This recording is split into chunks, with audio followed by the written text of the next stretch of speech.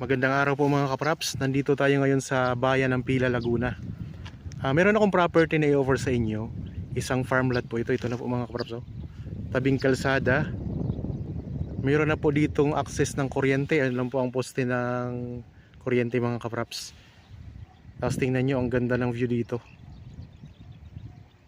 Yan, kita natin o tanaw natin yung Mount Banahaw mga kapraps. Ayan ang Mount Banahaw. Tapos may mga iba pang mga mountain views dito. Patag na patag ang lupa.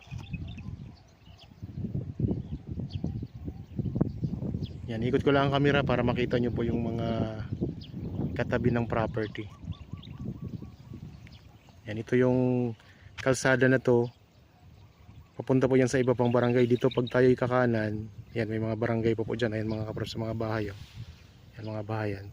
Tapos pag diniretso natin yung itong kalsada na to, papunta yan sa Laguna Lake. Mamaya pupuntahan din natin ang Laguna Lake kasi malapit lang po itong property doon.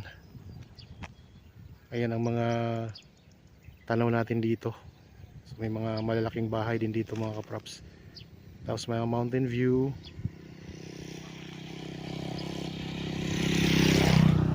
Tapos ang pinakaharapan nito, mayroon din tayong kaharap na taniman ng gulay. Ayan. So pwede rin kasi itong taniman ng gulay mga kaprops. Kasi ang property, ayun po, mula doon sa bahay na kulay blue, pag ganun po siya. Tapos papunta sa malapit sa tabi ng lake. Tara, baybayin po natin ang frontage mga kaprops. So dito ito sa Pila, Laguna. Ang distansya nito sa town proper ng Pila ay nasa ano lang mga kaprops, estimated mga 7 minutes travel time lang. So meron tayong dalawang access dito papunta doon sa mismong bayan ng Pila. Pwede tayong dumaan sa papuntang Pinagbayanan, tapos pwede rin tayong dumaan dito sa ano mga kaprops, sa tinatawag nilang bulusukan, yung maraming mga nagja-jogging. Yan. Tanaw na natin dito ang lake mga kaprops. Ang property, hindi po iyang kasama yung mga tanim ng mga puno. So hindi po yan kasama sa property, gumaganon po siya, umiikot dyan sa tabi na, sa mga puno na yan. Pag ganon, may frontage din tayo doon sa likod nitong property na to. Tapos malapit na po sa lake. Tara, puntahan muna natin dito sa loob ng property. Ako nga po pala si Buds, ang inyong makakasama para sa virtual viewing sa mga property na i-offer ko sa inyo.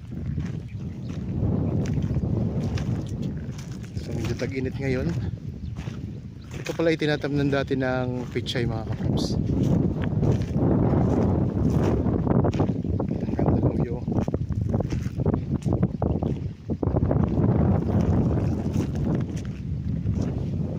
Tapos sa boundary nito mayroon po yung ilog doon mga kaprops. May ilog na katabi.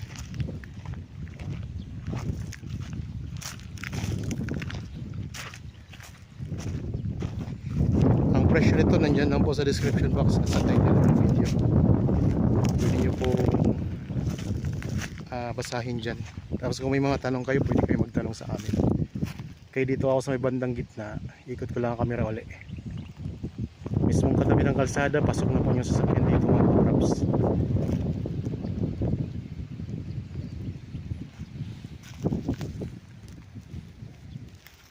Pwede kayo dito magtayo ng inyong rest house.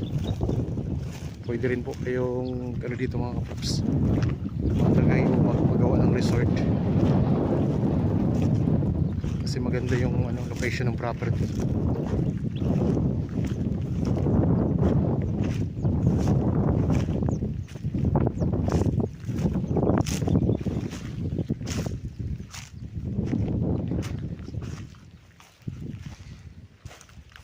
Sa mga viewers natin ngayon na mayroon ding property na gustong ibenta at wala pa po kayong nahanap na buyer, pwede nyo po kaming tawagan, kontakin para matulungan namin kayong makapag hanap ng potential buyer mga kaprops.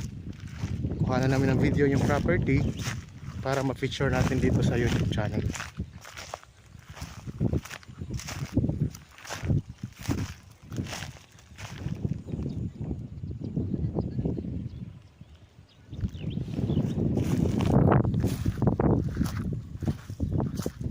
na hektarya ito mga kapraps ha.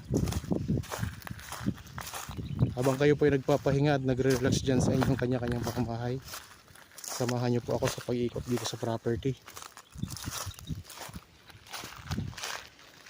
Mura lang po ang presyo nito. Pagkalampas natin dyan mga kapraps, Laguna Lake na po yan. Pupuntahan din natin yan mamaya para makita nyo po.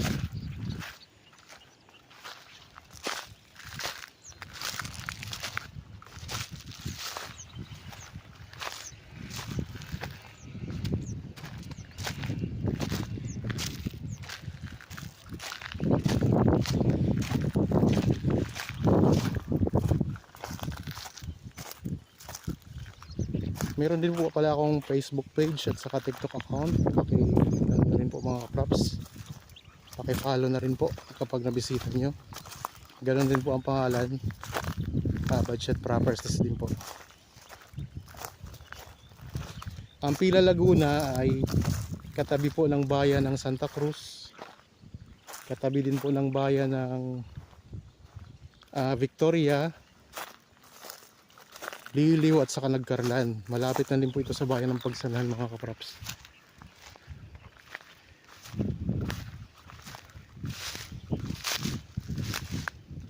Pwede rin kayo ditong mag-alaga ng mga hayop mga kapraps. Kagaya niyan, may mga alagang baka dito.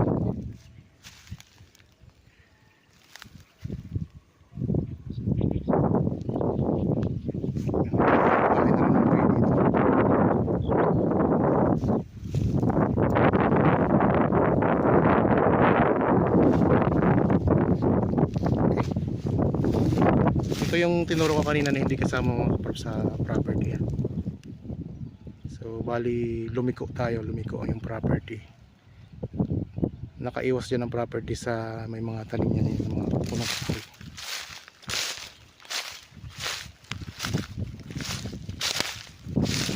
Literal natin ay inikot ang property mga kapraps. Tapos pupuntahan din natin yung yung lake para makita nyo rin po.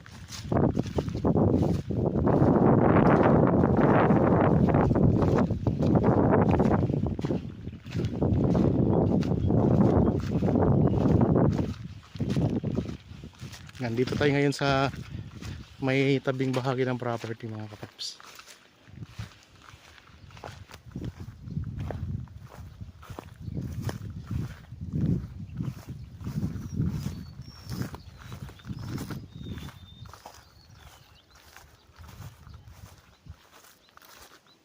Puntahan natin yung may bandang lake na.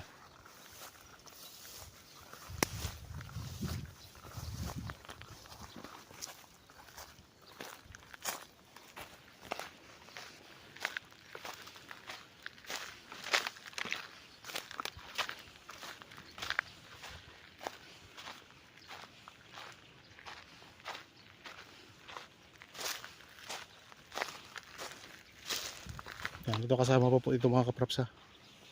Itong property na ito kasama to. Pag ganun tayo mga kapraps. Tapos ang boundary nito, yan yung puno na yon, yung kamatsili. Pag ganito po. So kasama po yan. May part pa po dito tayong kaunti na kasama.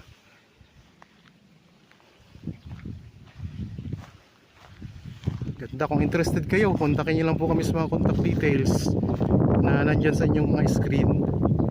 Meron po tayong number sa Facebook Messenger mga kapraps. Pwede rin po sa WhatsApp. Kung may mga tanong kayo, pwede kayong mag-chat, mag-text, tumawag at mag-message kayo sa mga kapraps. Okay, dito tayo, punta tayo sa lake. Ipakita ko lang yung lake ha. Tapos ituro ko lang yung boundary. Nakita nyo naman po, lumiko tayo, galing tayo doon galing tayo doon sa kalsada, gumanon tayo papunta dito. So ngayon nandito na tayo sa may tabing bahagi o sa may gilid ng property na. Ayan lang po ang barangay road na sementado.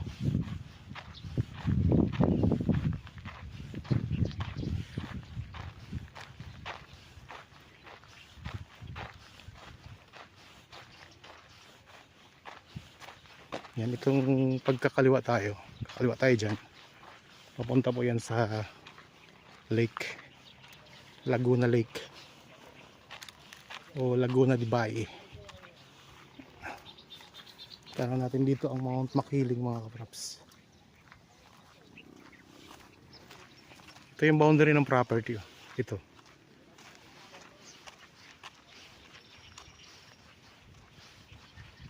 Kasi dyan mga kapraps, isment na po yan ang ilog.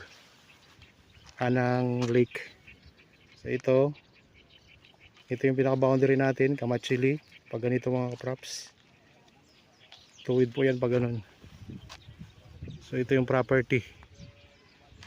Ulitin ko lang, hindi to kasama itong may mga puno na to. So, diretso po, frontage na po yan papunta doon. Doon tayo galing kanina. Yan, umikot lang tayo mga kapraps. So ipakita ko sa inyo ang lake mga kapraps. Puntahan natin. Ayan, tanaw na nga natin ang lake eh.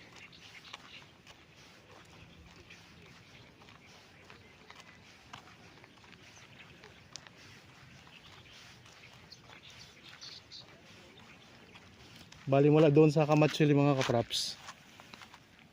Yan. Yan na po yung boundary ng property pag ganito. Dito po, dito po. Tapat ng Kamachili ang boundary. Diyan, simula dyan pag ganun. Tapos doon na po. Yun na po yung property natin na in-offer. So, pupuntahan lang natin ang lake ha.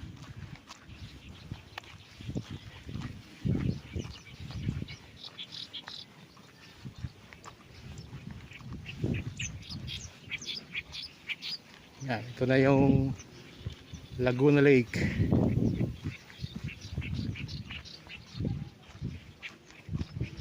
Meron tayong magandang view dito.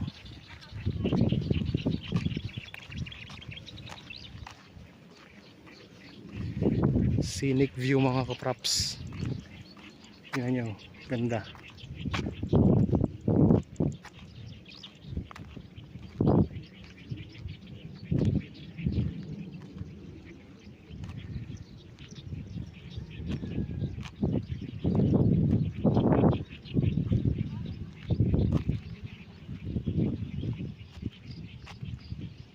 Spent na po ito ng lake mga kapraps dito.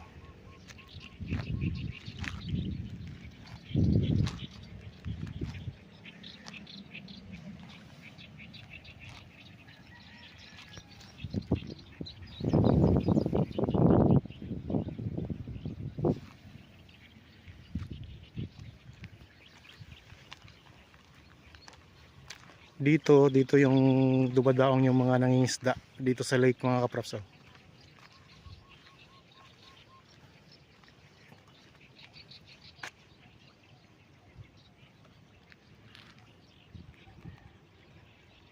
Kalmado ngayon ang panahon, no? Ganda ng alon, maliliit lang ang alon ngayon.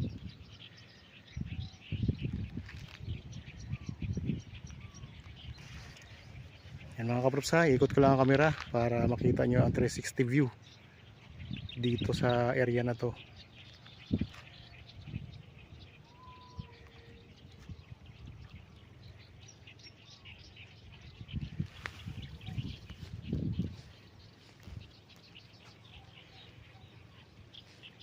Okay, ikot natin.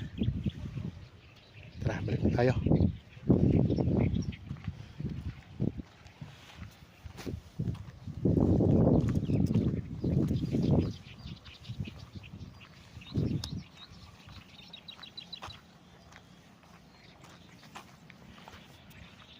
Ang Pila Laguna mga kapraps ay nasa 2 oras hanggang 2 oras at kalahati lang ang distansya nito sa Metro Manila. So malapit na lang rin po dito sa San Pablo.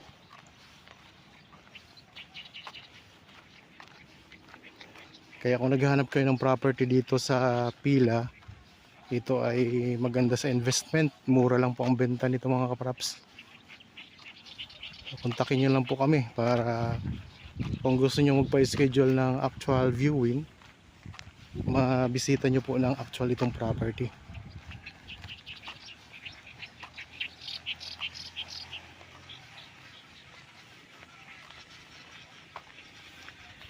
sa Pila, Laguna. Yan, dito naman tayo baybayin naman natin tong frontage dito. So, ito mga kaprops, ang boundary. Ito yung tapat lang nito, ito na yung boundary.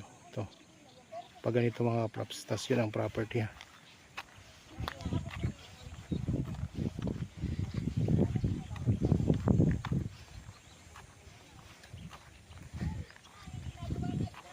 Hindi ito kasama itong may mga puno na to, hindi ito kasama sa property.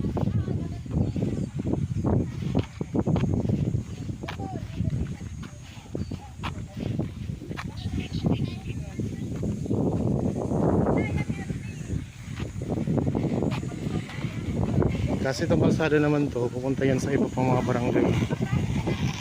Nasako pa rin po ng Pila yun.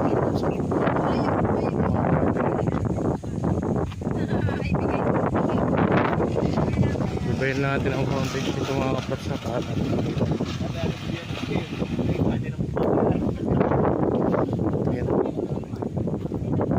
Yan, simula dyan, frontage na po yun, papunta pa rin mga kaprops.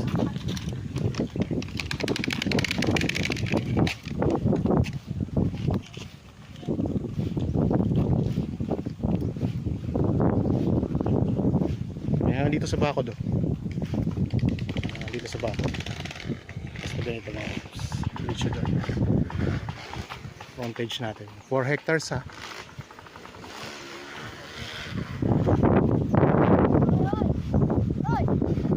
okay. Ayan mga kaprops, naikot na natin yung property so sa mga interested dyan, kontakin nyo na po kami agad para kung sino po mauna ugnayan sa amin, siya po yung maunang asikasuhin namin at posibleng kayo na rin po ang property na yun. So, pasado mga kaprops. Okay, sana nagustuhan nyo po itong property na in-offer ko sa inyo ngayon. Para po sa bago pa lang sa aking channel at napadaan lang po dito sa aking channel, huwag po kalimutan mag-subscribe at pindutin na rin po ang notification bell para maging updated kayo sa mga bagong property na i-offer namin. Maraming salamat po, lagi tayong mag-iingat at God bless po sa ating lahat mga kaprops.